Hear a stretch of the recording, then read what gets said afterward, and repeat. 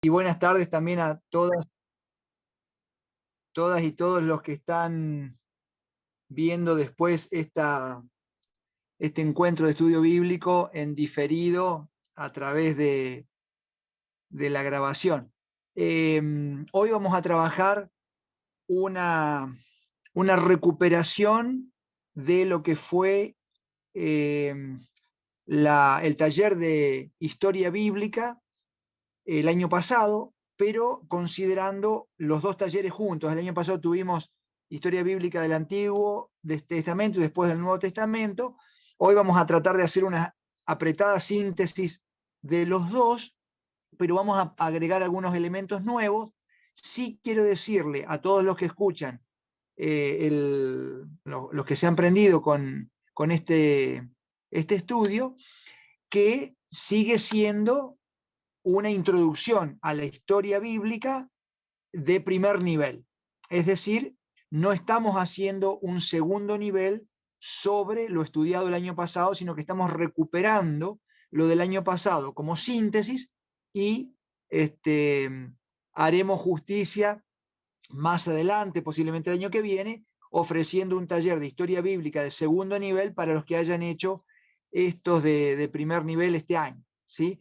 Porque el tema central, recuerden ustedes, tenemos los talleres del ABC de la Biblia junto con los de profundización bíblica este año basados en la temática de la misión y algunos aspectos de la teología bíblica. Esto creo que más o menos está claro. No sé si Barbie, Cristian, Juven, hay alguna otra noticia que tuviéramos que dar al respecto del contexto nuestro. Yo estoy copiando para todos en el chat, para quienes están ahora, digamos, participando en vivo, los links a las dos charlas del año pasado, para que si después de esta exposición de hoy quieren profundizar o repasar lo que se vio el año pasado, puedan hacerlo fácilmente. Y para todos los que lo estén viendo en diferido, pueden ingresar dentro del sitio web a donde dice talleres anteriores y con el buscador ponen ABC, historia y les aparece. Espectacular, gracias Bárbara. Bueno, yo no puedo dejar de decir dos cositas como introducción a este encuentro. En primer lugar, saludar desde aquí, desde Animación Bíblica Sierras Chicas, desde esta pequeña comunidad de estudio que vamos formando, que después uno nunca termina de saber hasta dónde llega, porque la ve alguien por allá, por otra provincia o por otra parroquia de acá de la provincia, y no terminamos de saber hasta dónde llega la fraternidad bíblica. Pero ciertamente desde acá queremos saludar el nombramiento del padre Víctor Manuel Fernández como nuevo supremo de la Sagrada Congregación para la Doctrina de la Fe. El Papa lo acaba de nombrar como encargado de la Sagrada Congregación para la Doctrina de la Fe. Tal vez para aquellos de ustedes que no están muy avesados con cómo se organiza, sería una especie como de ministerio de una presidencia. Digamos, está el presidente de la nación y después tienen los ministerios. Bueno, es parte del Ejecutivo del Vaticano. Está la Sagrada Congregación para la evangelización de los pueblos, la Sagrada Congregación para la educación, la Sagrada Congregación para la vida consagrada y para la doctrina de la fe. En algún sentido, la Sagrada Congregación para la doctrina de la fe es como la encargada de ir velando de que lo que se enseña desde la Iglesia esté en coherencia con la tradición teológica milenaria que tiene nuestra organización. Es cierto que tiene una historia que por ahí no nos agrada demasiado porque es lo que antes se llamó la Sagrada Inquisición. Y la Sagrada Inquisición, que nace allá por fines del medioevo, comienzo de la modernidad, tenía que ver con cuidar una idea de tradición que era más bien ir en contra de, y todos nos acordamos de la gente que fue quemada en los juicios tras los juicios de la Inquisición, entonces tiene mala prensa. Y lo cierto es que los teólogos y las teólogas latinoamericanas sufrieron durante muchos años algunos silenciamientos a partir de la dirección de quien fuera a la postre el Papa Benedicto XVI, en aquel momento el cardenal Joseph Ratzinger, bueno, sufrieran el silenciamiento por un año o por algún tiempo, lo cual llevó a repensar estrategias pastorales, posicionamientos, etc.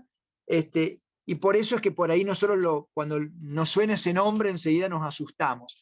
Pero la verdad que quienes conocen al padre Tucho Fernández y saben del compromiso que ha tenido desde la teología del pueblo y desde sus cátedras de teología en la Universidad Católica de Buenos Aires, y su compromiso pastoral también, sobre todo con la pastoral bíblica, porque tiene muchos textos bíblicos, de estudios bíblicos. Bueno, esperamos, auspiciamos y rezamos con él y por él para que sea un servicio ministerial a la iglesia del mundo entero que anime y desafíe a pensar nuestra fe desde el contexto y los desafíos de la actualidad. Bien, dicho esto, no me quiero distraer más y ahora sí decir el segundo elemento que me parecía muy importante, que era el siguiente. Nosotros dentro de poquito tiempo vamos a estar celebrando la independencia de la República Argentina, ¿no? El 9 de julio. Y uno se podría preguntar, ¿qué es la independencia y para qué sirve ser independiente? Por ejemplo, hoy en día muchos chicos, chicas, deciden irse a vivir con sus parejas para probar, para ver qué onda, ¿no? Algo que, por ejemplo, hace 50 años hubiera sido un escándalo, ¿no? Y entonces, ¿cómo para probar? No, no, no, si vos querés te casás, bueno, si no hay papeles, etc. ¿Por qué? Porque había una forma de ver las instituciones que no comprendía o no incluía la posibilidad de probar, ¿no? Bueno, hoy en día esa es una idea desafiada por las culturas juveniles, entonces se van a vivir y quieren independizarse, ¿no? Pero ¿qué pasa si el chico o la chica, bueno, de repente se encuentra con toda la ropa sucia y dice, ¿y acá qué se hace? Porque claro, irse a vivir está todo muy lindo con la novia, con el novio, con la pareja. El tema es quién lava la ropa sucia, quién cocina, quién hace las compras, cómo se guardan las compras cuando compraste, ¿a dónde las pones? ¿Cuántos papeles higiénicos usamos en el mes? Entonces ahí tienen enseguida el teléfono, llamar a papá, a mamá. Bueno, los papás, las mamás le dan sus sugerencias, mirá, yo hago así. Las chicas y los chicos empiezan a recordar lo que veían en su casa y a partir de eso empiezan a reorganizarse. Pero si una personita está llamando todas las semanas para saber cómo se lavaba la ropa, la mamá al papá le va a decir, che, al final, ¿te querías independizar o no te querías independizar? Aprende de la historia, de lo que te estoy contando, y no me llames más por este tema, llámame para decirme otra cosa. ¿Sí? Entonces, independizarnos es bueno cuando eso implica verdaderamente un ejercicio de soberanía sobre nuestro tiempo, sobre nuestros recursos materiales, y cuando la memoria histórica, basada en los aprendizajes del pasado, ayuda a la organización del presente. ¿Sí? ¿Estamos hasta acá? ¿Por qué digo esto? Porque a mí me gustaría incluir ahora el por qué es necesario hacer historia bíblica y qué queremos hacer con historia bíblica. Porque más de uno dice, bueno, para la catequesis yo no necesito historia bíblica. Para dar un aporte bíblico, un encuentro prematrimonial o bautismal, ¿para qué quiero conocer historia bíblica? Porque pensamos que estudiar la historia es estudiar datos historiográficos, grafos, de grafiar, ¿no? Escribir, objetivos, ¿Cuándo fue la batalla de? ¿Cuántos soldados tenía el rey fulano?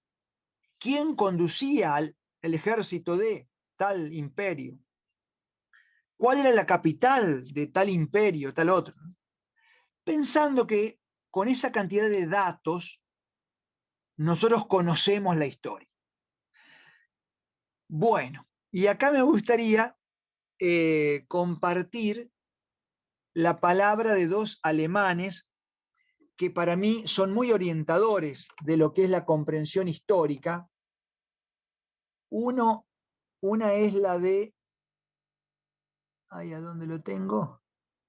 Discúlpenme que sé que me estoy moviendo acá. Ay, se me fue, no te puedo creer. Ah, no, acá está. Bueno, ahí vuelvo. ¿A dónde estaba? Ahí vamos. Quiero compartirles pantalla de este poema de un grande, para mí un grande, de Bertolt Brecht, ¿no? Este poema que se llama Rede eines Arbeiters an einen Arzt, ¿no? Poema o palabras, es este poema de acá, ¿no? Palabras de un trabajador, algunos lo traducen como obrero a eso, a un médico.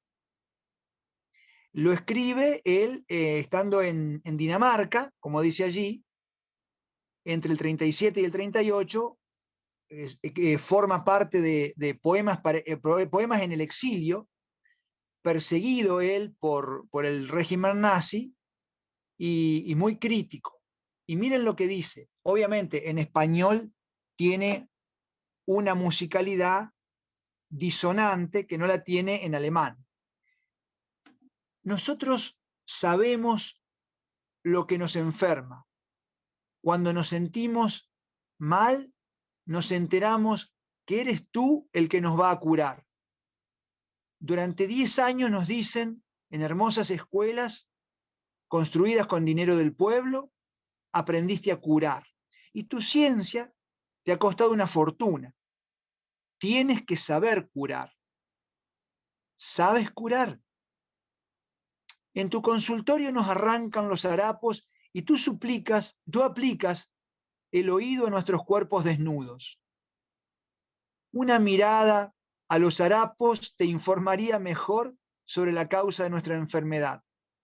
La misma causa desgasta nuestros cuerpos y nuestras ropas. Dices que el dolor en el hombro proviene de la humedad, de la que también proviene la mancha que hay en la pared de nuestra casa. Dinos entonces, ¿de dónde proviene la humedad? Exceso de trabajo y falta de comida nos hacen flacos y débiles. Tu receta dice, tiene que aumentar de peso. Es como decirle a un junco que no debe mojarse. ¿Cuánto tiempo nos dedicas? Es evidente, la alfombra de tu casa cuesta tanto como 5.000 consultas. Posiblemente dirás que eres inocente. La mancha de humedad en la pared de nuestra casa dice lo mismo. Bueno, este señor Bertolt Brecht poéticamente nos pone ante la crudeza de entender contextualmente aquellos problemas que nos afectan. Y ahí es donde uno podría preguntarse, el médico, el historiador, el docente, cuando se focaliza en un dato, ¿cómo lo ensambla con el contexto a donde ese dato ha emergido y tiene sentido? Y ahí venimos al aspecto de la historia. Si uno no tiene conciencia histórica, entiende cualquier cosa de ese dato o le hace decir a ese dato cualquier consecuencia teórica o práctica. Por eso otro alemán, perseguido por el régimen nazi, que se llamaba Walter Benjamin. Él termina suicidándose, pobre hombre, porque no quería entregarse a la policía nazi.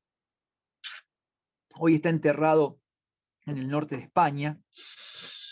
En un pequeño librito que él escribe justo antes de morir, que se llama Tesis sobre la Historia, él, la tesis 4 dice qué significa articular históricamente el pasado. Y dice literalmente, no significa conocerlo tal cual como verdaderamente fue, sino apoderarse de un recuerdo tal como éste destella en un fatídico instante de desesperación donde amenaza el peligro de entregarse como instrumentos de la clase dominante. Leo de vuelta. Tesis 4 de Walter Benjamin sobre el sentido de la historia. Conocer, articular históricamente el pasado no significa conocerlo tal como verdaderamente fue. Usó caballo blanco, caballo negro, usó caballo, usó elefantes. ¿Cuántos días les llevó? ¿Cuántos hombres había? ¿Cuál era la capital? ¿Cuánto se gastó? Sino apoderarse de un recuerdo tal como éste destella, ¿no? Destella en un fatídico instante, podríamos decir, de oscuridad. Él dice de desesperación, desesperanza y oscuridad serían sinónimos, donde amenaza el peligro de entregarnos como instrumentos de la clase dominante. Bueno, ¿por qué quería comenzar por citar a Brecht y a Benjamin? En gran medida porque estudiar historia bíblica no es una curiosidad más que nos va a ayudar a tener cierta autoridad entre los catequistas o en algún asado, en la previa, cuando uno dice, vos sabés que yo ahora sé que... Sino en definitiva, poder articular estos recuerdos del pasado. Recuerdo viene en latín de res in cordibus, ¿no? Pasar la cosa por el corazón, ¿no? Encardía, ¿no? Por el corazón. Recordar. Volver a pasarla por el corazón para que nos alumbre el sentido de ayer en el presente y no nos entreguemos. Porque obviamente si uno toma, por eso la memoria que uno pasa por el corazón es la memoria de aquellos que son solidarios con las causas que seguimos en el presente.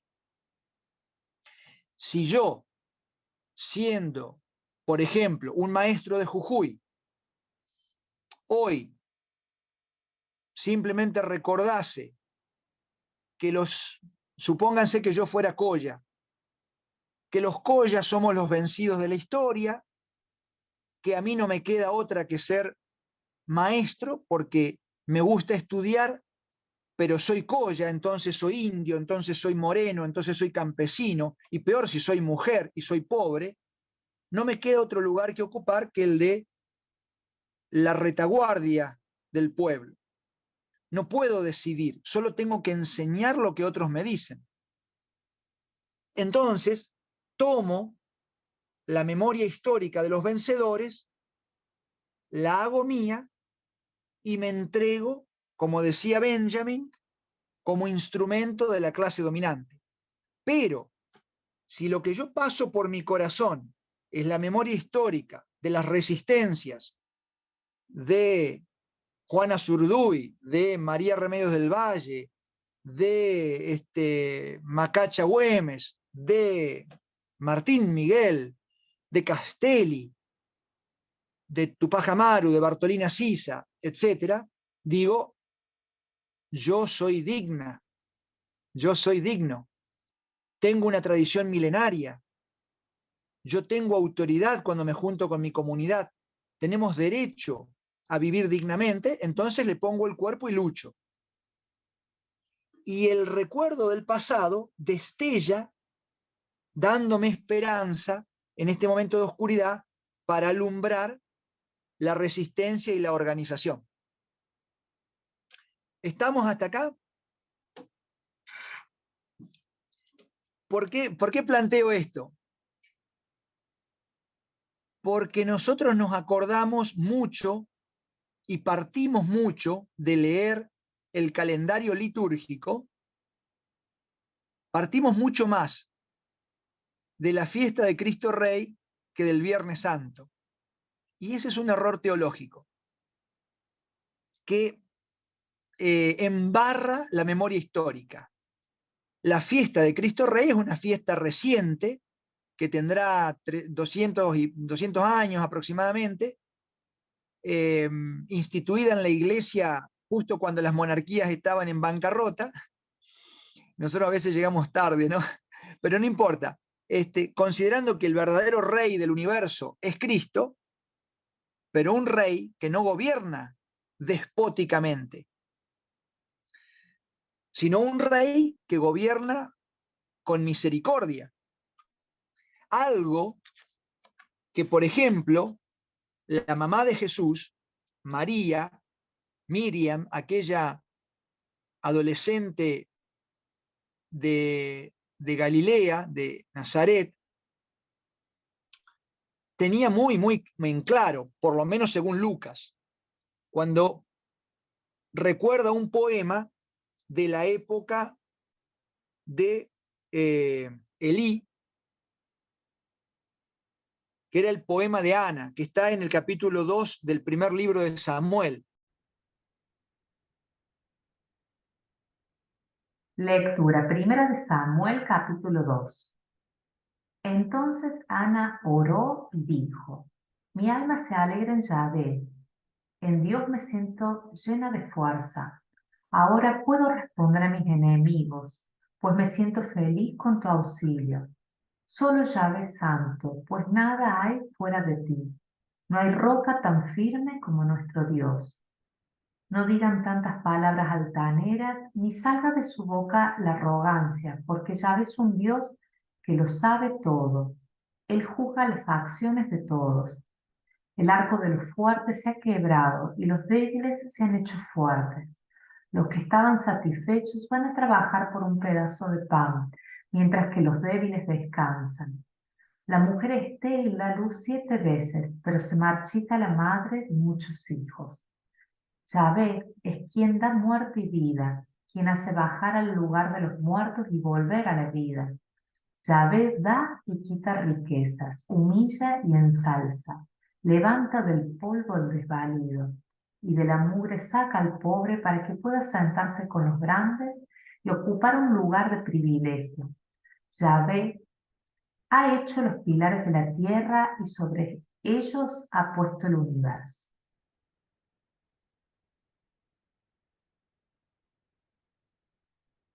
Sí, por supuesto, por favor, Barbie.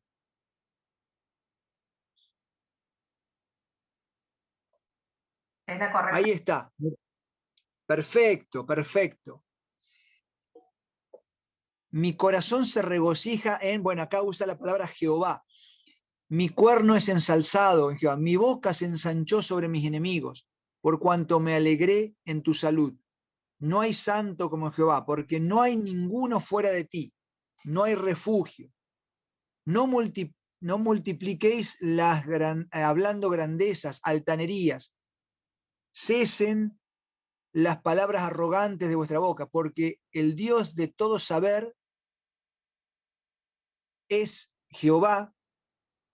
En la tradición antigua podríamos decir también Yahvé, y a él le toca el pesar de las acciones. Los arcos de los fuertes son quebrados y los flacos se ciñeron de fortaleza. Los hartos se alquilaron por pan.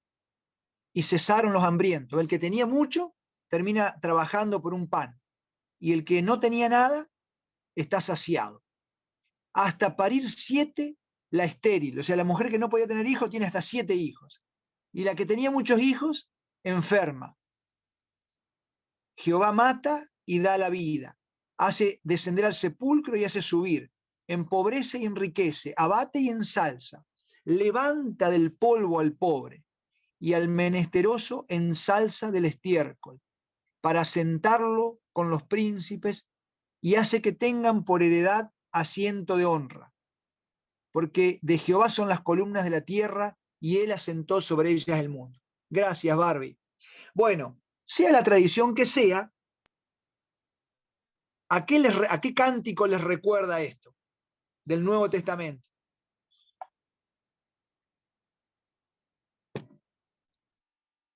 Claro, tal cual, exactamente, Guille, al Magnificat, donde en las palabras de Lucas, o mejor dicho, Lucas recuerda el cántico de Ana y las pone en boca de María. ¿Por qué? Porque está diciendo, los poderosos de la historia no son los que han ganado una batalla, sino los que han confiado en Dios, en su sabiduría y en el triunfo de los de abajo, que se da no en una batalla, sino en la resistencia persistente a través de los tiempos, porque Dios actúa en los procesos históricos largos, no en el triunfo efímero de un imperio o de otro. Y fíjense ustedes que habla de levantar del polvo, es decir, gente humillada. Ahí es donde la mujer, ya lo vamos a ver con Lucy Rivas, el rol de la mujer en la Biblia, la mujer canta la memoria de un Dios que hace justicia.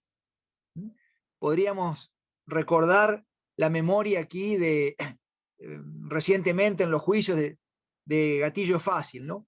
Y yo quisiera traer ahora a la memoria a una compañera nuestra que conocemos, una vecina de acá de Mendiolaza, la señora Mabel Martínez, que hace 3 días atrás, Mavi, vos la conocés, Cristian, bueno, vos también, Barbie, y Juven también. Mabel Martínez, la esposa de José Pereira, somos compañeros en la Biblioteca Popular Sayana. Mabel es hija del doctor Martínez, que vivía en Chilecito en la época en la cual es asesinado el mártir Wenceslao Pedernera. Hace 2 días atrás, Mabel es llamada a declarar en el juicio por el asesinato de Wenceslao Pedernera, donde el principal culpable, digamos, es un ex jefe de gendarmería que está preso en su domicilio en Salta, Britos de apellido.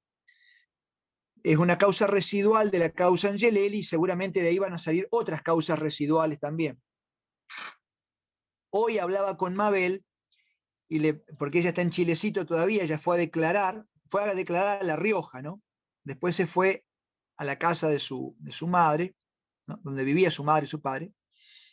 Y hoy con la voz entrecortada, Mabel me decía, fue muy fuerte, Juan, fue muy fuerte. Recordar la memoria de aquello que pasó, y incluso un obispo de Francia, ya está retirado, está jubilado, Alperovich, el padre Alperovich, que fue cura en Chilecito, después se volvió a Francia, allá fue ordenado obispo y ahora ya está retirado, pero vivo. Y él recordaba la memoria de Monseñor Angelelli, de los mártires, el asesinato de Wenceslao Pedernera, etc. Y Mabel, con la voz entrecortada, me decía, todavía siento en el cuerpo el paso de la memoria de aquel momento que fue muy fuerte. Y entonces, claro, recordar con viveza el paso de Dios que hace justicia históricamente en la memoria de los que recuerdan a las víctimas no a los poderosos, porque los poderosos tienen siempre un escriba que y tienen sus imprentas y sus medios de comunicación para hacer creer su historia. Pero los crucificados no tienen a nadie. O mejor dicho, los crucificados tienen a la memoria del pueblo, ¿no? Y cuando uno pasa la memoria del Dios del pueblo a través del cuerpo, de la mente, del corazón, nos llena de una fuerza que en algún momento parece como si fuera un filamento delgado por donde pasa un chorro de electricidad, como en un foquito, donde el filamento toma tanta temperatura que se transforma en luz.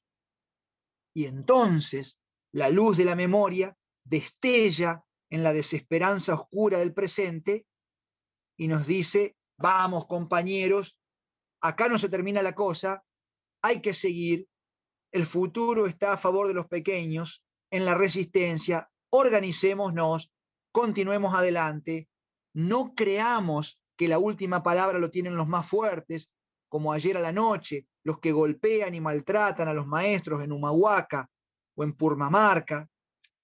La memoria del Dios de la vida, de los crucificados, nos alumbra para seguir el camino de la justicia, de la paz, de la misericordia. Nos tiran piedras, nos agreden, vamos a resistir, no vamos a pagar con la misma moneda, pero no nos vamos a doblegar. No nos vamos a transformar en un instrumento de la clase dominante. Para eso estudiamos historia bíblica, porque nuestro Dios es un crucificado. Antes de ser Cristo Rey, nuestro Dios estuvo crucificado.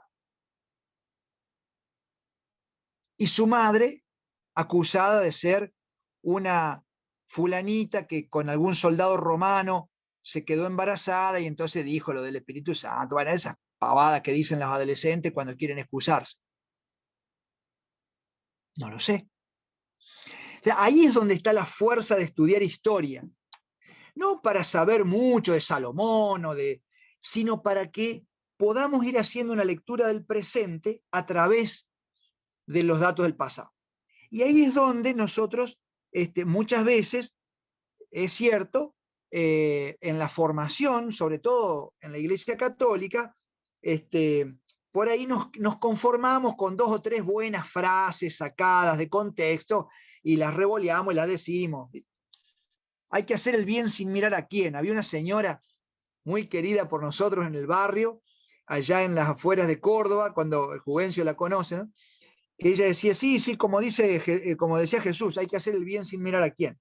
Digo, ¿dónde habrá dicho Jesús eso? Pero no importa, ella Pero fíjate vos, Pablo hace lo mismo. San Pablo en una de esas cartas dice, como lo dicen los dichos del Señor, es mejor dar que recibir. Y si vos buscas los 4 evangelios y en todos los apócrifos, jamás está esa frase, es mejor dar que recibir en boca de Jesús.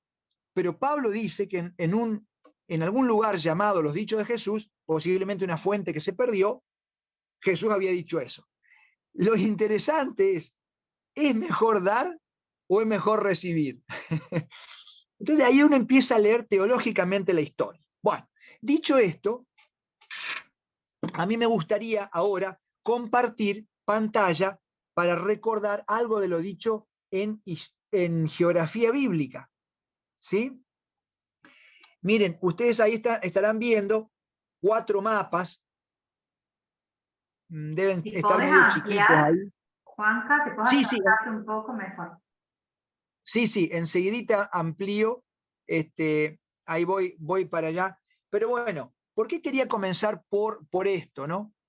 Porque si ustedes se fijan allí, perdón, voy a anular mi cámara acá, así puedo mover el celular y ver la pantalla con más tranquilidad. Digo, si se fijan allí, el mapa de Egipto, muchas veces nosotros pensamos, no sé, en la evolución de la humanidad y pensamos en lo que la Biblia dice de Adán y de Eva, y no nos acordamos que el Homo sapiens evoluciona en África. ¿sí? Es decir, que si tuviéramos que representar a Adán y a Eva, tendrían que ser negros, afros, ¿no? Y ya eso tira por la borda toda la discriminación racial que algunos, con la Biblia en la mano, ejercen sobre los negros, sobre los afros, ¿no? Lo que pasó hace poquito, donde 5 personas metidas en un submarino para ir a ver las ruinas del Titanic, gastando miles y miles de dólares, pasan a ser la noticia y se gastan miles y miles de dólares más buscándolos, mientras un barquito con 800 africanos que intentaban cruzar para tener trabajo, para no morirse de hambre, en el mar Mediterráneo, naufragan y apenas los va a buscar un guardacosta de Italia, mueren 70 y su historia no fue tapa de diario. Yo no digo que la vida de estos 5 personas que fallecieron no valga la pena recordarla, pero 70 africanos que intentan, 80, que también mueren intentando vivir dignamente de su trabajo, también tienen derecho a hacer noticia. ¿Por qué no se nota su vida? Porque son insignificantes. Entonces, cuando uno empieza a ver qué datos son significantes y qué datos no son significantes, ahí empezamos a darnos cuenta que la historia no es siempre contada desde un punto de vista objetivo, porque la objetividad en la historia no existe. Y cuando nosotros empezamos a ver, digamos, la objetividad existe en la historiografía. Yo puedo saber a dónde se libró el combate de San Lorenzo, puedo saber si usaron cañones o no, o tal ejército, o cuántos murieron. El tema es, ¿qué sentido tenía esa batalla? ¿Mm? Entonces, a ver, nosotros hablamos, por ejemplo, en historia argentina, de Belgrano luchando contra el ejército español. Pregunto, ¿los soldados que luchaban contra los soldados de Belgrano eran españoles? ¿Eran nacidos en España? Según los registros, la mayoría no. La mayoría eran personas nacidas en América que estaban contratadas en el ejército. Es decir, eran americanos hispanizados que luchaban por los intereses del rey de España. Quiere decir de que la lucha entre americanos por intereses de afuera o intereses de adentro existe antes de nuestra independencia. Y eso nos hace ver la independencia también como un escenario de tensión y de disputa. Está quienes dicen, qué pena que nos hayamos tenido que independizar. Y están los que dicen, todavía tenemos que seguir independizándonos. De la misma manera, cuando uno recuerda el nacimiento de la humanidad en África, empieza a darse cuenta que es allí donde aparecen los primeros intentos de organización social. Por lo tanto, no son enemigos. No es que, a ver, todo este rey, todo faraón en Egipto era enemigo de Yahvé. Eso es lo que nos hace entender que Moisés haya tenido una lucha tan larga por la liberación de la gente que más sufría, porque resulta que Moisés era parte de la corte del faraón. Es más, tenía un nombre egipcio. Y ahí empezamos a darnos cuenta que la voluntad de Dios se ha ido escribiendo en lo híbrido de la historia, del barro de la historia, donde muchos intereses están mezclados. En función de esto, a mí me gustaría ahora recordar, así muy, pero muy rápidamente, cómo las primeras ciudades de las que se tiene conciencia, las primeras ciudades, cuando ocurre hace entre 16.000 y 6.000 años atrás, la gran revolución del Neolítico, donde los seres humanos descubrimos que el fuego podía cocinar el barro y al mismo tiempo descubrimos el cereal y vimos que si uno sembraba y guardaba en vasijas hechas de barro cocido, podía prevenir futuras hambres, y se organizan las ciudades. Bueno, las primeras ciudades que se tienen conciencia están en la zona norte de lo que conocemos como la Mesopotamia, meso en el medio, pótamos, ríos, mesopótamos, lo que está entre ríos, entre el río Tigris, aquí, y entre el río Éufrates, aquí. Hay dos Mesopotamias en el mundo. De una venía Abraham, de otra viene Juvencio. Mirá lo importante que es tener a Juvencio acá entre nosotros. Pero Juvencio no venía ni de Babilonia ni de Nínive, sino de Laurizá, Posá.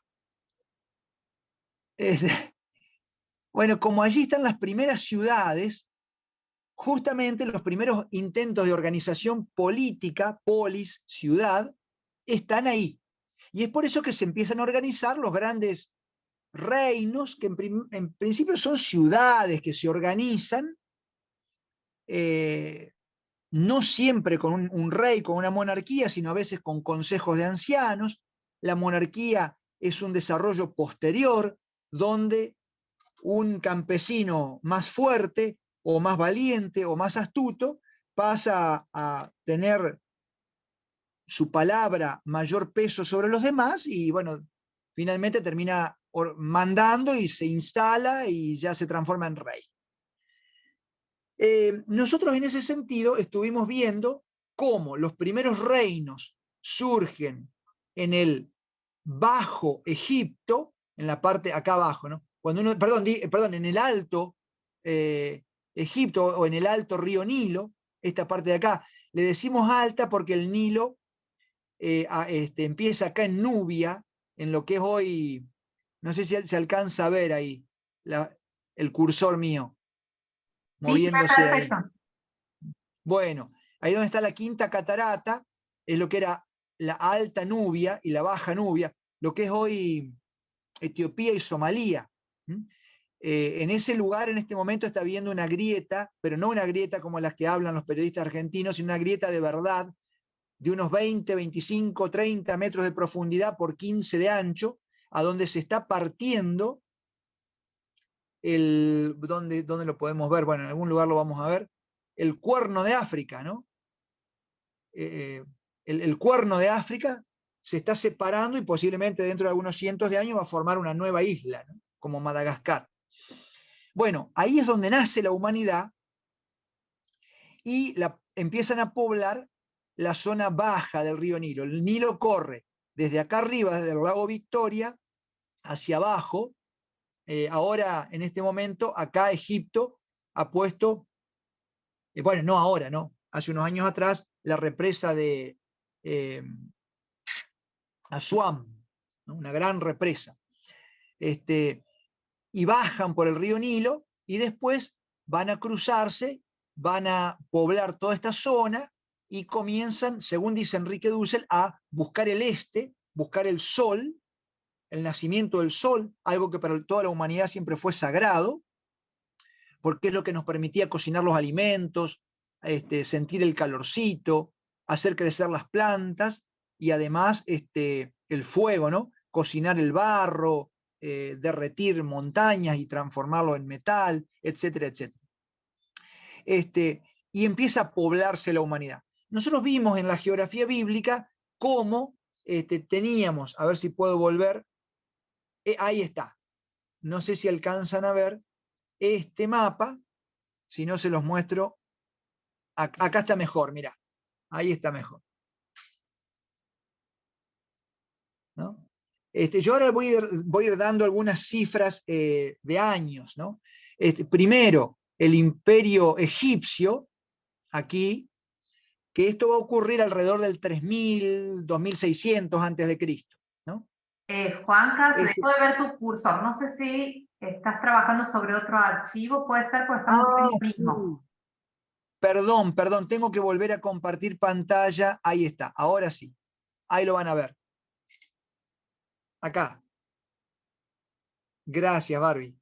Esto acontece aproximadamente entre el 3000 y el 2600 y va hasta más o menos el 1800, donde Egipto llega a expandirse y, como les decía antes, toda organización política empieza desde lo comunitario a la monarquía y, si fuera hoy, diríamos hacia la presidencia, hacia lo asambleístico, lo congresal, etc. Pero en aquel momento se llega hasta la monarquía y en algunos casos a monarquías que se instauran con mucha fuerza, como los imperios, y empiezan a conquistar otros lugares. Luego del imperio egipcio, que llega, fíjense, hasta lo que es hoy Israel, Palestina, Siria, ¿no? Líbano, luego empieza a desarrollarse con más fuerza esto que está acá, que es el imperio hitita, lo que es hoy Turquía, ¿no? El imperio hitita surge allá por el 1800 y va hasta el 1200 antes de Cristo. Recuerden ustedes que eso va en sentido descendente los años, porque el año 0 sería la época de Jesús, ¿no? El reino hitita empieza a surgir en el norte cuando está decayendo el imperio egipcio. Siempre hay imperios o culturas que crecen, y cuando esas culturas empiezan a decrecer, surgen otras que van hegemonizando las relaciones internacionales.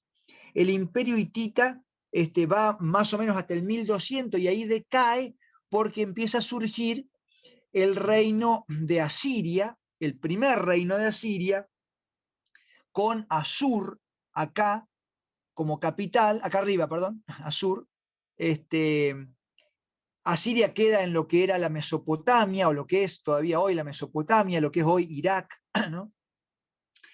Que ya en el año 2000 había empezado a organizarse, pero sin mucha fuerza.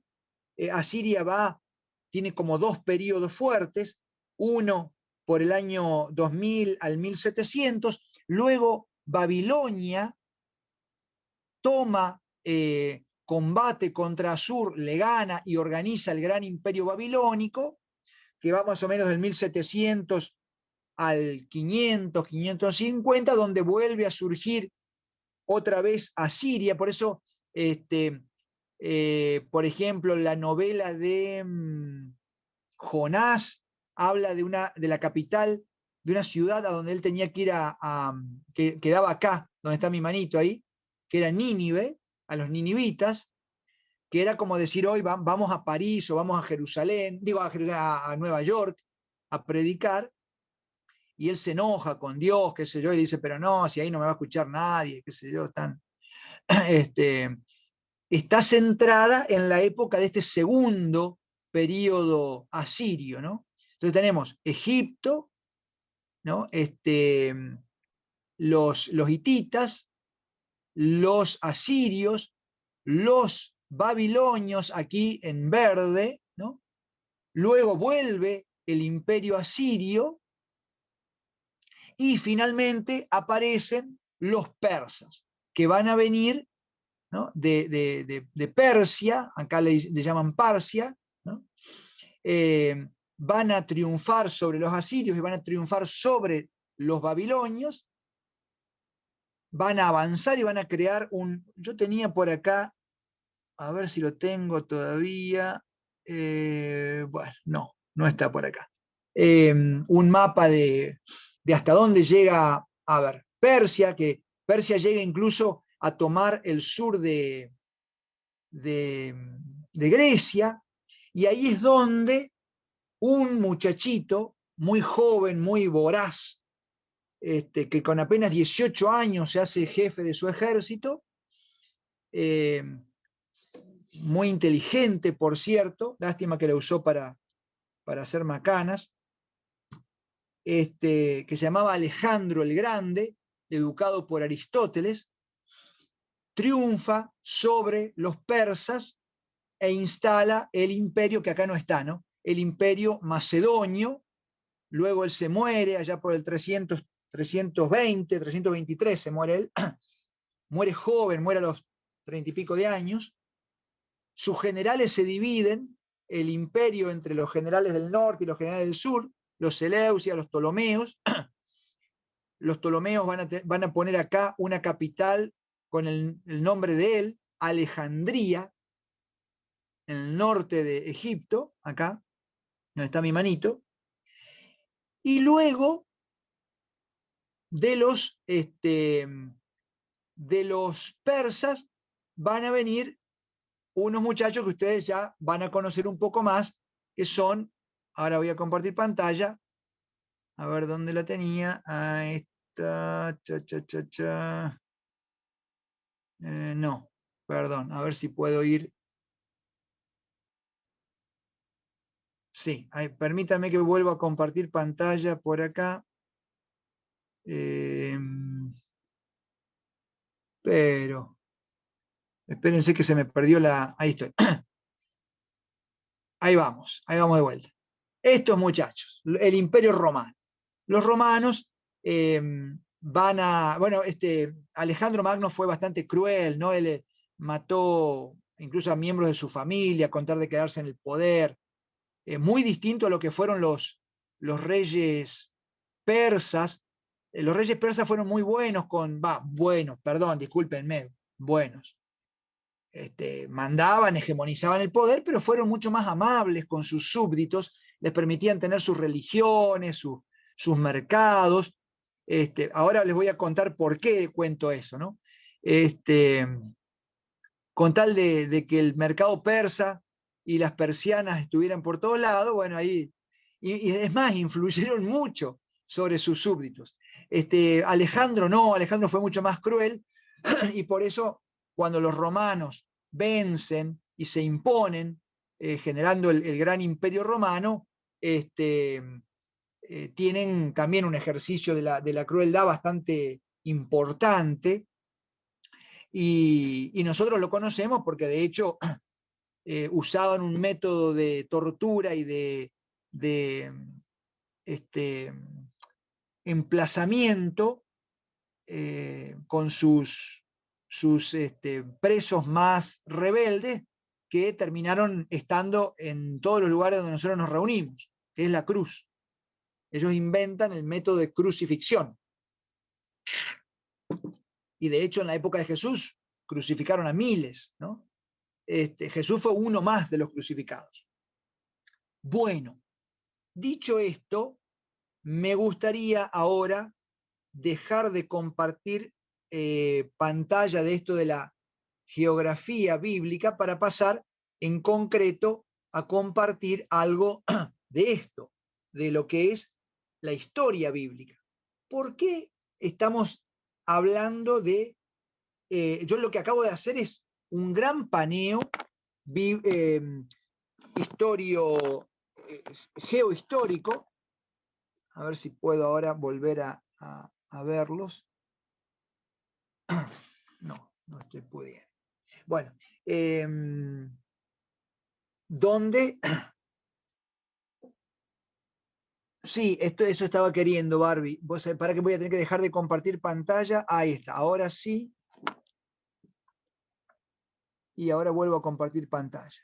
Bueno, ahora lo que quiero hacer es situar la línea del tiempo dentro de la geografía. ¿Por qué? Porque como les decía antes, lo que nosotros tenemos en los libros de la Sagrada Escritura es la historia de uno de los pueblos de Dios, y quiero decirlo de vuelta, total ya, una mancha más al tigre, uno de los pueblos de Dios.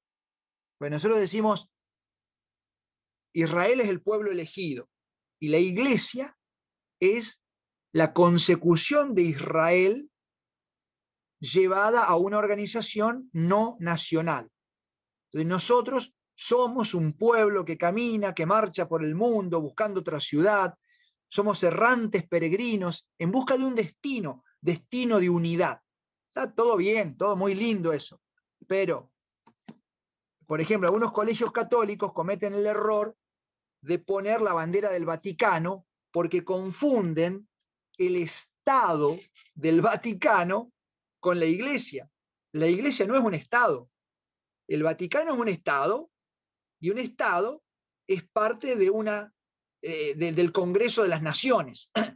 Por eso el Papa es un jefe de Estado.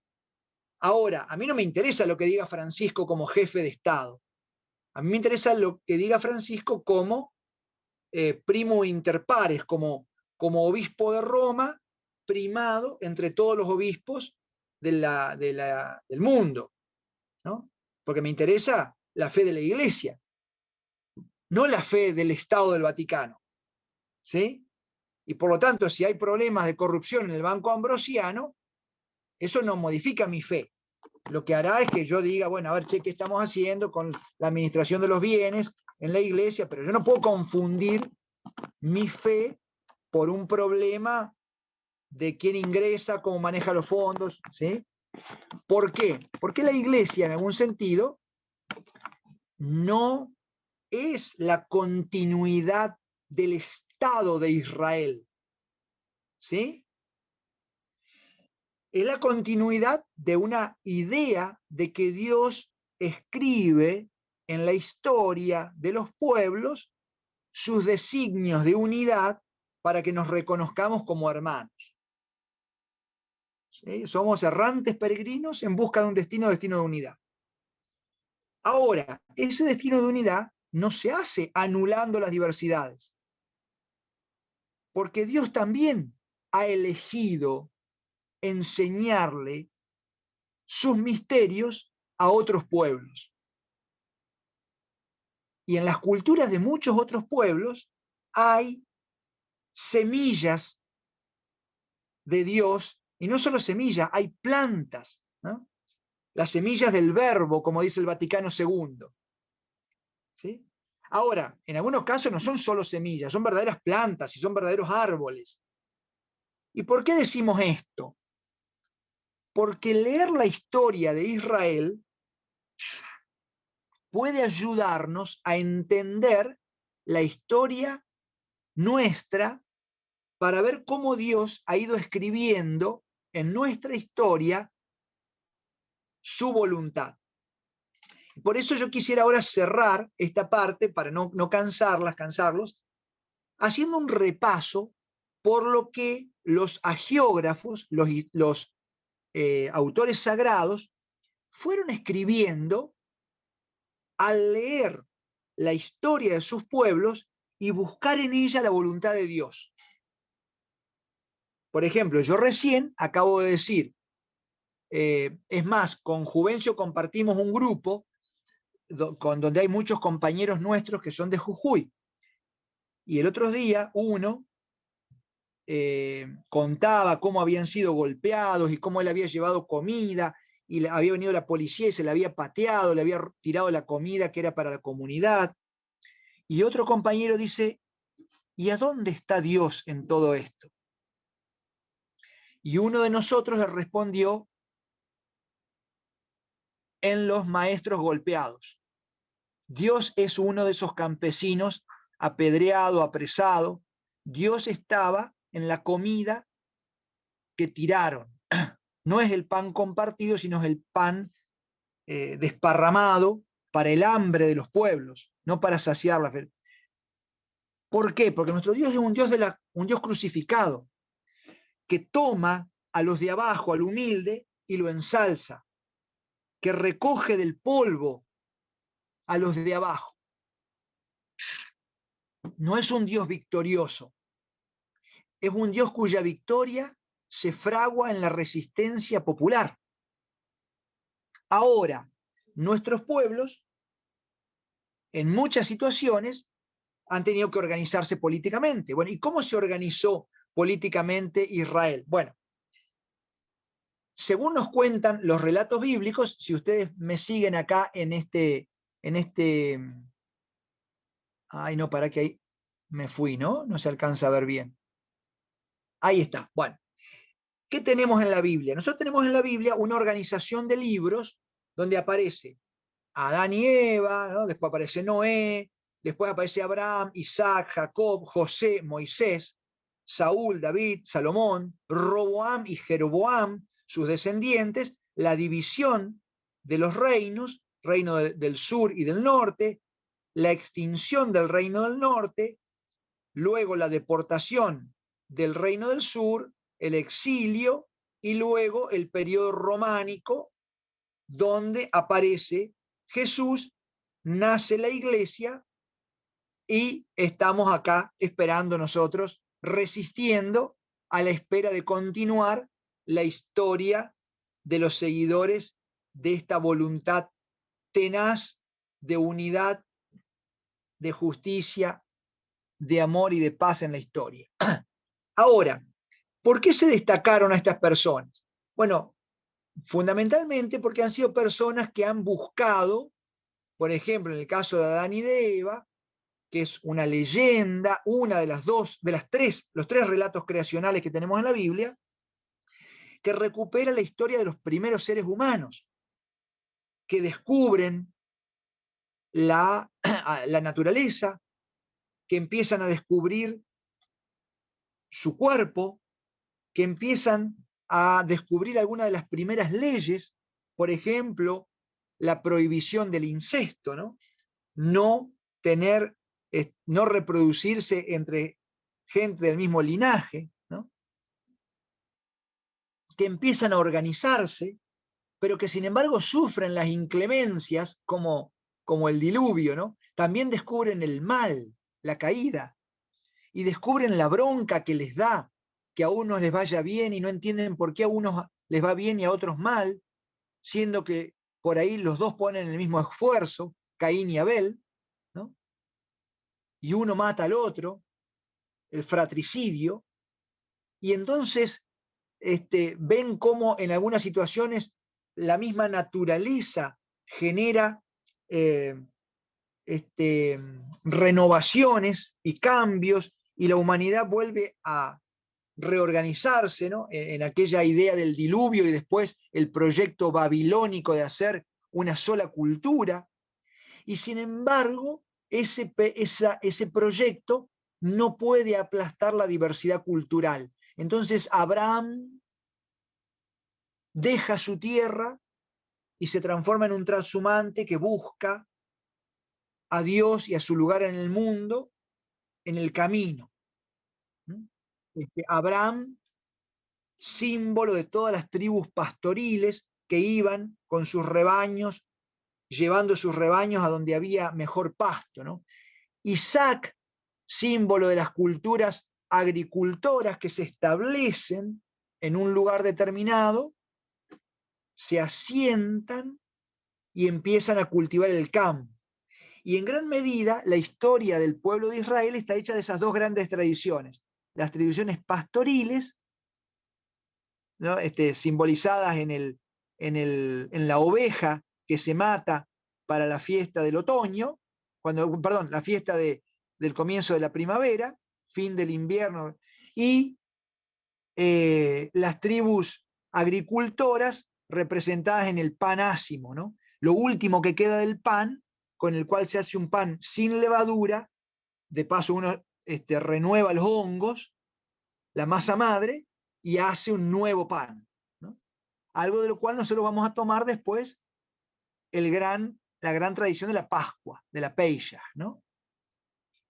Y gente que, porque sufre también las inclemencias de los tiempos, a veces van a tener que, en momentos de sequía, en momentos de hambruna, ir a contratarse a otros países donde hay más trabajo, se van a Egipto, en el caso de José y sus hermanos, Jacob.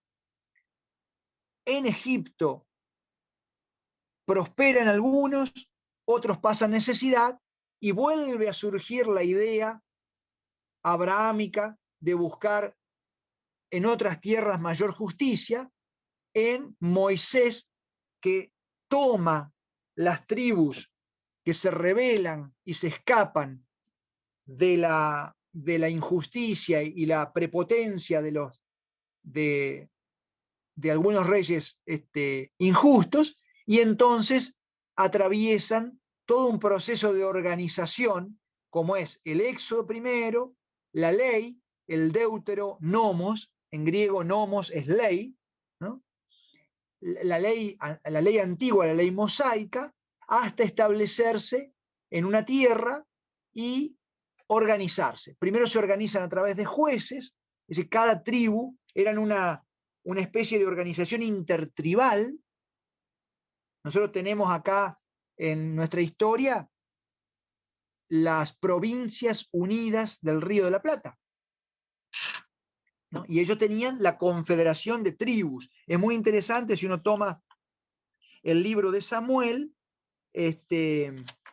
todo el libro de Samuel está hecho mostrando cómo los jueces, y está el libro de los jueces también, ¿no? Jueces y juezas, porque también hay juezas, ¿no?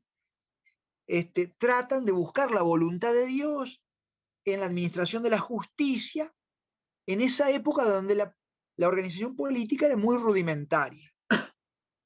Hasta que Samuel 8 dice, che, miren, es necesario que tengamos alguno de nosotros, alguno de los campesinos, organice a varias tribus. Y surge la monarquía, una monarquía relativamente pobre, digamos, no pensemos en Saúl como un rey así con corona, con gran trono, vivieron en una carpa, ¿no?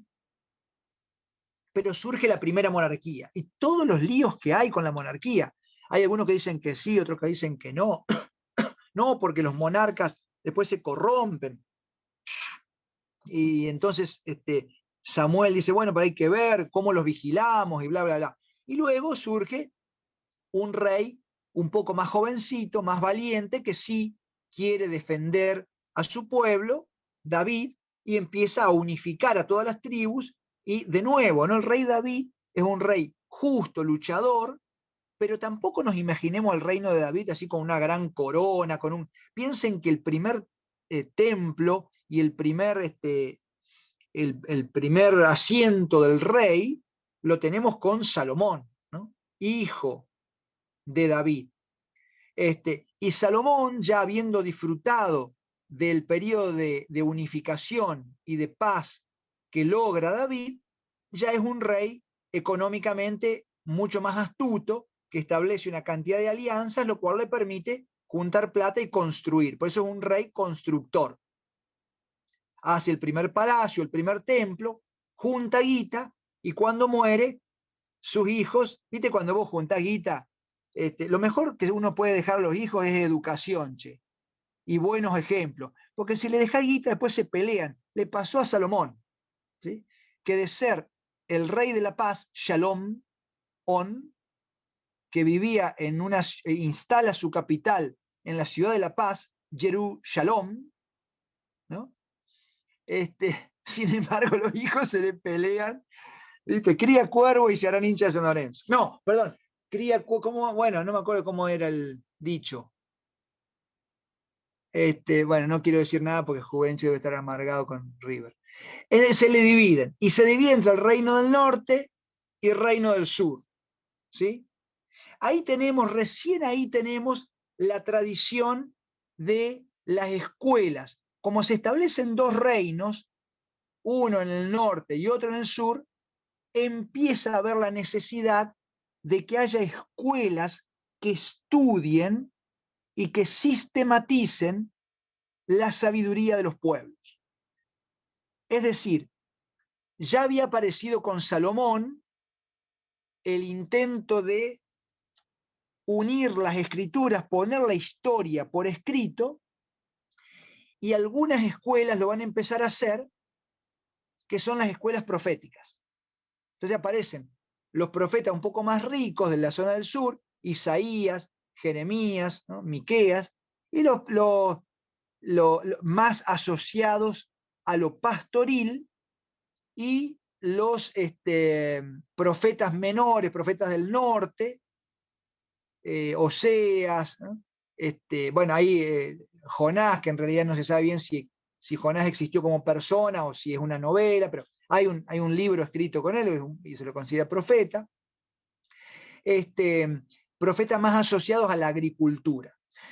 Lamentablemente, el segundo reino de Asiria, con Nínive y Babilonia, luego a la cabeza, van a invadir el reino del norte y van a exterminarlos. Recuerden ustedes que el reino de Babilonia y el reino de Asiria fueron reinos bastante sanguinarios, cuando en cambio, sobre todo el reino de Asiria, los ninivitas, el reino de Babilonia invade allá por el 500 el reino del sur, ya el reino del norte no existía, son un poco más inteligentes, no rompen, los dejan en la tierra devastada y se llevan a las clases altas a Babilonia, ¿no? Y es interesante porque ahí van a surgir una revisión, y ya con esto quiero ir cerrando, una revisión de toda la historia del pueblo de Israel, donde se van a preguntar, ¿qué habremos hecho para que Dios permita que nosotros estemos hoy acá sin tierra, sin un trabajo digno? Y ahí aparecen los grandes relatos del Génesis, de la creación por la palabra, ¿no? Una cantidad de salmos. Hay un salmo que seguramente alguno de ustedes lo recordará como una canción bolichera. By the rivers of Babylon, where we sat down, there we cried, when we remember Zion, que es un estilo negro espiritual, le llamaban en Estados Unidos. Esa es una canción bolichera cuando yo era chico, es un salmo bíblico en realidad, ¿no? Aparece toda una revisión de la historia de Israel, y entonces ellos dicen, si Dios nos mandara a un enviado, un Mesías, que nos liberara, volveríamos y nos reorganizaríamos con justicia. Por eso cuando surge el imperio que les conté antes, el imperio persa, con Ciro primero y después con Darío, que eran reyes bastante justos, digamos, permitían que los distintos pueblos dominados tengan sus dioses, sus organizaciones, mientras paguen impuestos, ellos los dejaban laburar como quisieran, ¿no? Les permite volver, Israel nunca más va a tener un rey ni un presidente, sino hasta 1947, después de la Segunda Guerra Mundial, donde se vuelve a instalar el reino de Israel. Lo que tienen es un sistema hierocrático, es decir, los sumos sacerdotes son los que mandan con el Sanedrín, y eso es una ventaja por un lado, pero una desventaja por otro. Como cuando yo les dije lo del Papa recién, que el Papa es primo inter pares, obispo de Roma, pero primado de la Iglesia, pero al mismo tiempo es el jefe de Estado del Vaticano. ¿Sí? Es complicado. Bueno, el sumo sacerdote era jefe político y jefe religioso. El tema es que cuando empiezan a venir Alejandro y después los romanos, estos jefes religiosos no eran buenos militares y no sabían buenas. Entonces, en algún sentido van ahí, ¿no? Bueno, algunos de ustedes ya han hecho la aventura política, ¿no? Por ahí, hace poquito, de darse cuenta que algunas leyes en la política no son como algunas leyes en la religión, ¿sí? Y algunos principios de la política no son los mismos principios de la catequesis. Y si vos tratás de organizar la política como organizar la catequesis o la capilla, y no sé si te va a ir tan bien, tenés que ser un poco más sagaz. Jesús va a llegar a decir, hay que ser manso como paloma, pero astutos como serpientes. Entonces, ahí aparece el problema político de Israel, donde los sumos sacerdotes empiezan a ir de un lado para el otro, tratando de acomodarse durante la época de los herederos de Alejandro, los griegos, allá en Alejandría, hay toda una revisión del judaísmo, incluso llegan a escribir la Biblia entera en el idioma de los dominadores, el griego. Y hacen una famosa versión para nosotros, que es la versión de los 70. La versión de los 70 es toda la ley mosaica escrita en griego. Dicen que eran 70 sabios que se desparramaron por el desierto, cada uno escribió su traducción y cuando se juntaron, dicen que coincidían hasta en las comas. Bueno, eso es una leyenda, es imposible. Primero porque no había 70 personas con 70 copias de todos los libros de la ley mosaica. Eso pasó recién del 1300 en adelante, 1400, 1500, cuando empezó a haber libros de divulgación. Entonces, tener libros en esa época no lo tenía cualquiera.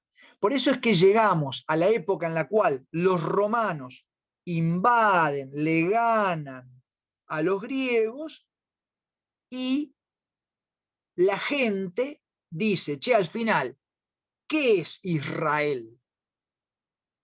¿Cuándo vamos a volver a ser aquella gran nación que fuimos con David o con Moisés? Y empiezan a buscar al Mesías.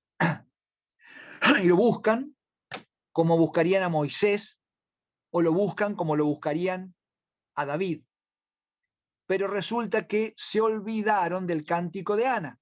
Por eso, cuando uno de los seguidores de Jesús, un médico, que no lo conoció a Jesús, pero conoció a alguien que conoció a Jesús, que se llamaba Lucas, escribe algo sobre la mamá de Jesús, lo primero que hace es poner en boca de la mamá de Jesús el cántico de Ana, donde dice, Dios levanta del polvo a los humillados, Dios hace justicia desde abajo. Vean en la periferia, en el polvo, la acción de Dios. Desde el estiércol levanta Dios estiércol, ¿no? Hoy diríamos la palabra mierda, discúlpenme, perdón. Pero, o sea, Dios actúa desde abajo.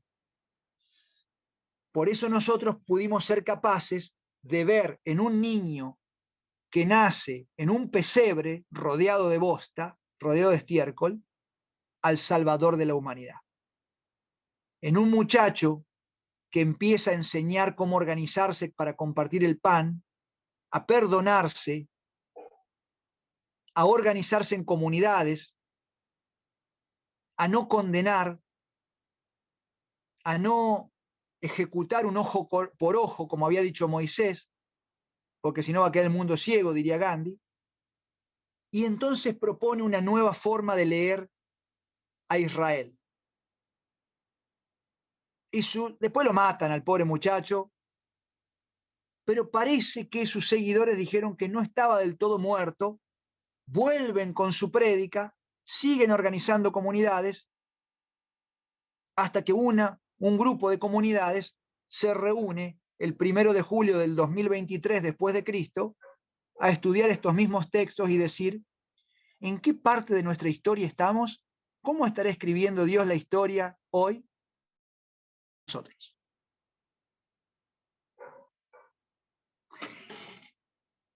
Ya sé que me van a decir, no seas cruel, no se puede hacer una cosa como esta. Bueno, como no sabía que no se podía hacer, la hice igual.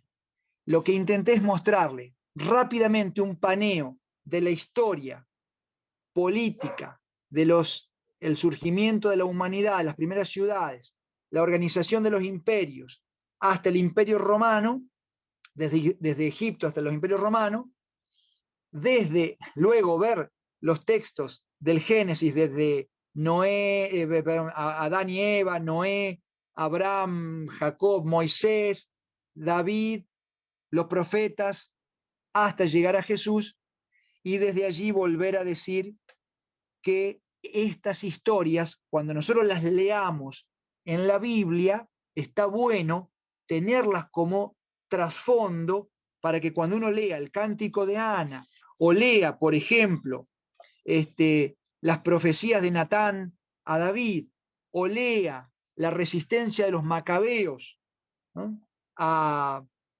los reyes macedonios, o a los profetas, diciéndole a sus reyes, ¿no?, ojo con especular y corromperse, porque Dios escribe de abajo para arriba, Dios a la larga hace justicia.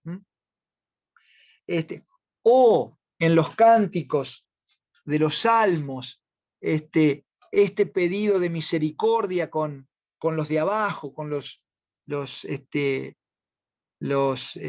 Adam Haares, el pueblo maldito de la tierra, ¿no?, el pobrerío. O a Jesús abrazando a los niños, a las prostitutas, haciendo amigos a los pescadores, a los trabajadores, y leemos después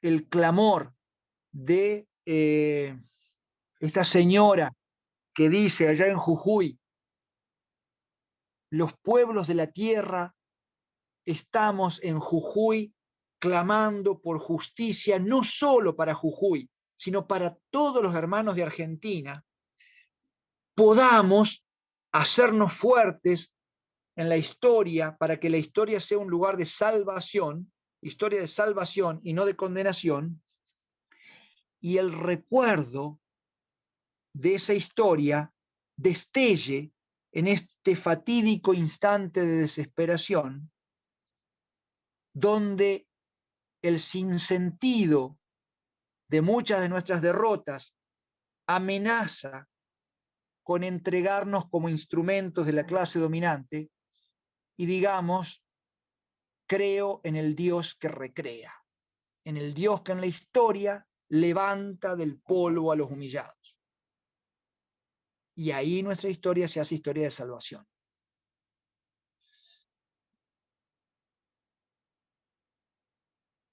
And that's all, folks.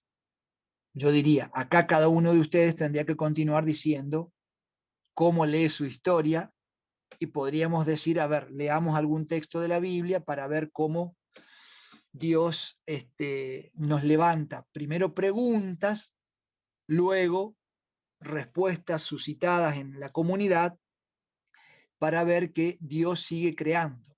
La creación no terminó, y que la historia del pueblo elegido hoy late aquí en Sierras Chicas, en Jujuy, cada vez que buscamos al Dios que nos levanta de la humillación y del estiércol. Yo quizás me gustaría preguntarle, porque bueno, Guillermo es un gran estudioso de la Biblia, Jorge, Viviana te agradece, gracias Viviana. Jorge es un artista de los de abajo, ¿no?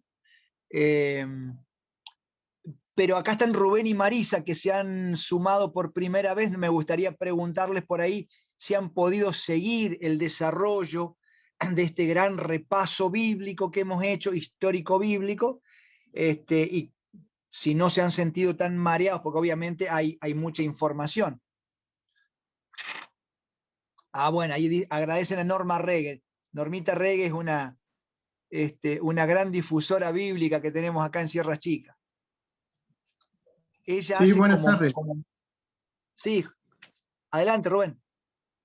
Buenas tardes. Es nuestra primera vez. Nosotros, gracias a Norma Regge, nos compartió el enlace.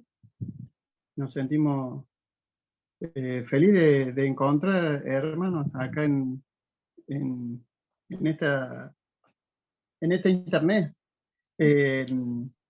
Nos pareció bueno, a pesar de que tuvimos unos problemitas con la internet. Al principio se nos cortaba y salía todo entrecortado. Bueno, yo no sé si se reúnen todos los sábados, no sé cómo es, si están a esta hora. Yo aprovecho la pregunta de Rubén para, de paso, dejar grabado para todos los que, como ustedes, están sumando así en el camino que estamos haciendo, cómo pueden hacer para seguirnos, digamos. Voy a compartir pantalla un segundito para mostrarles qué web que tenemos, que es que se llama animacionbiblica.ar, no es .com.ar, es solo .ar. Allí pueden ver, si van a la pestaña de talleres anteriores, todas las charlas que fuimos dando, tanto de este año como de años anteriores, pero acá tienen todas las, por ejemplo, que hemos estado dando este año por orden cronológico y también las pueden buscar por temas. Dentro de unos días vamos a estar subiendo la grabación de este taller y lo vamos a estar compartiendo, donde lo pueden ver, digamos, entrando al enlace y van a encontrar acá el video en YouTube y las actividades para hacer. Y para saber qué talleres vienen después, porque no es todos los sábados, sino de que hay un programa, digamos, se entra a la pestaña de próximos talleres y allí pueden ver las invitaciones a los talleres que están por venir. Por ejemplo, acá está, bueno, el de hoy y el próximo, que es de Sociología Bíblica, el 22 de julio. Y si quieren ver el programa completo, pueden hacer clic aquí y van a ver lo que tenemos previsto, que puede sufrir algunos cambios, los vamos comunicando, pero siempre, digamos, vamos confirmando cerca de la fecha, bueno, el disertante, el día y el horario. La idea es hacer hasta mitad de año encuentros virtuales y después lo vamos a complementar con un encuentro presencial que lo vamos a repetir en distintas parroquias de las Sierras Chicas.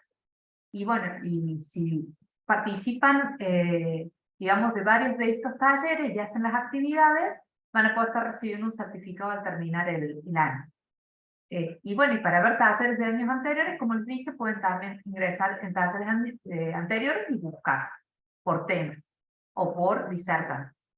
Cualquier otra pregunta que tengan, o nos escriben por la página de contacto aquí, o nos escriben directamente al mail que es info@animacionbiblica.ar. Bueno, sí, si les parece, tal vez podríamos hacer nuestra oración de cierre. Dale, adelante. Yo les propondría recordar en el cántico justamente de Ana, pero ya en palabras de María, donde Lucas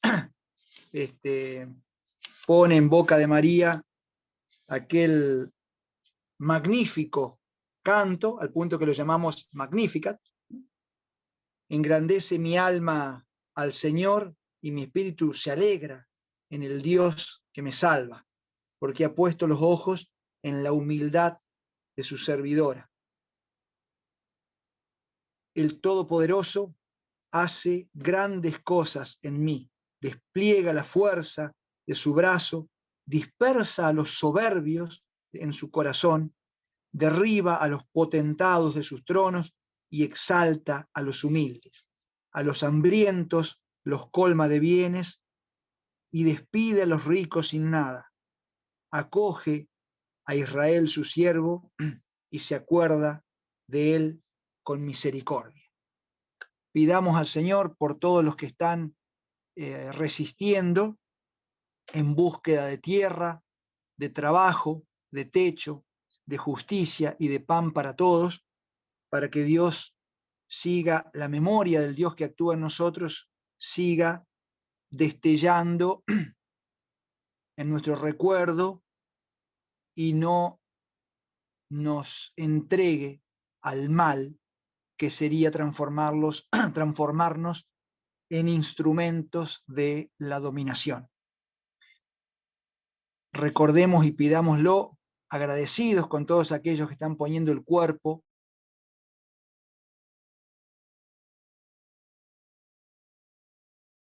que nos acompaña. Dios te salve María, llena eres de gracia, el Señor es contigo, bendita tú eres entre todas las mujeres y bendito es el fruto de tu vientre, Jesús. Santa María, Madre de Dios, ruega por nosotros pecadores, ahora y en la hora de nuestra muerte. Amén.